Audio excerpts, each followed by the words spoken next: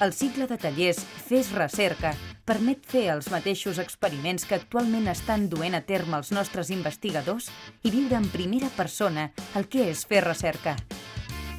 Jo crec que aquests tallers són importants perquè són una bona manera que la gent, els estudiants, coneguin la investigació que s'està fent avui real al Parc Científic de Barcelona. Això és important per diverses raons. Primer, per poder fomentar possibles vocacions científiques, perquè la gent vegi el que estem fent als laboratoris de manera real, que estem tractant malalties que són importants avui dia. Ha sigut la manera fàcil i pràctica de veure on es fa recerca, almenys aquí a Barcelona.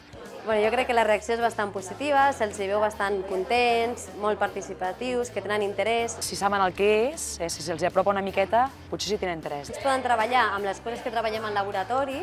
Que altra gent els expliqui, que no només es quedin amb la idea de l'escola. Perquè a vegades sembla com que la investigació sigui algo molt complex, sigui algo com molt llunyà, i així és com una manera d'apropar-se i veure que realment són coses assequibles i que fins i tot ells poden fer. Que el fet que la gent que ha explicat, en aquest cas la investigadora, sigui una noia jove, ha fet que tingui molta proximitat i que ells no vegin la investigació com una cosa molt llunyana.